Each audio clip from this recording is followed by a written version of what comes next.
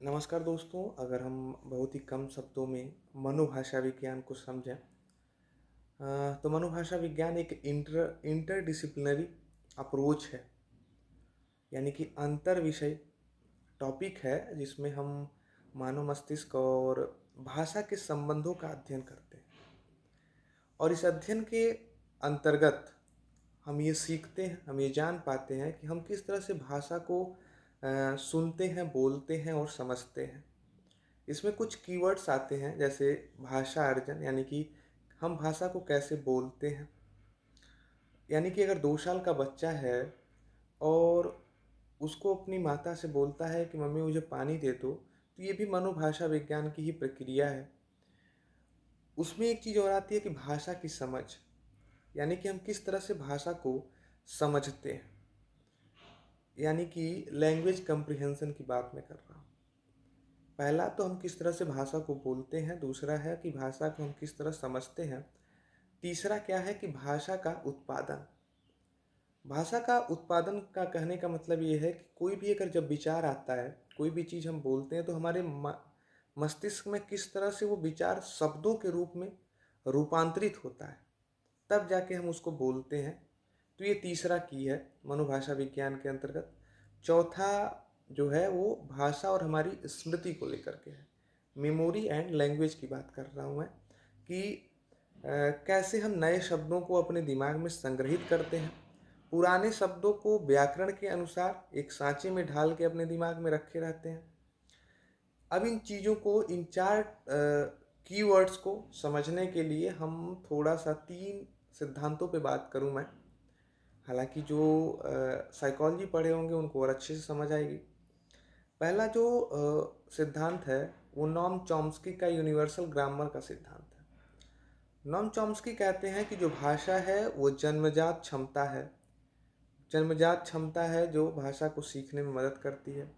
और उन्होंने universal grammar का रूल बताया। वो कहते हैं कि दुनिया के सारी भाषाओं में कुछ ऐसे रूल हैं, कुछ ऐसे नियम हैं जो कॉमन है, और उस कॉमन नियम के तहत ही हम भाषा को सीखते रहते हैं। दूसरी थियरी आती है वाइगोत्स्की की। वाइगोत्स्की जो कि सोशियो कल्चरल थियरी देते हैं, सामाजिक और सांस्कृतिक आधार पे। तो वो कहते हैं कि जो भाषा है वो सामाजिक सामाजिक माध्यम से, समाज के माध्यम से सीखी जाती है। उन्होंने एक थियरी दिया जेड-पी-डी का। जेड-पी-डी का मतलब जोन ऑफ प्रॉक्सिमल डेवलपमेंट, यानी कि जो बच्चा है, जो आदमी है, वो जाता है समाज में और समाज को देख सुन के वहाँ के सामाजिक और सांस्कृतिक व्यवस्था से भाषा को सीखता रहता है। तीसरी थियरी है बी.एफ. स्किनर की, जो एक बिहेवियरिस्ट हैं और बिहेवियर के बेस पे ही बताते हैं। वो व्यवहार के बेस पे भाषा को कहते हैं कि हमारा दिमाग अपने व्यवहारिक वे में आता है और अनुकरण के माध्यम से, यानी कि इमिटेशन के माध्यम से भाषा को सीखता है। अनुकरण के माध्यम से का मतलब आप समझिए कि जब हम छोटे रहते थे तो हमारे घर वाले बताते थे कि ये है, इसको इस तरह के इशारे करो, तो ये क्लैप करते थे तो हम ताली बजाने लगते थे, क्योंकि उनको भी देखते थे हम क्लैप करते हुए। और अनुकरण में होता क्या है कि बच्चा या तो इनाम पाता है, या तो उसको रीइंफोर्समेंट मिलती है, या तो उसको पुनर्बलित किया जाता है, या तो उसको सज़ा मिलती है। लेकिन इनाम और सज़ा दोनों केस में बच्चा भाषा को सीखता है। और ये तीनों प्रक्रिया जो है हमारे मानव मस्तिष्क से जुड़ी हुई प्रक्रिया है।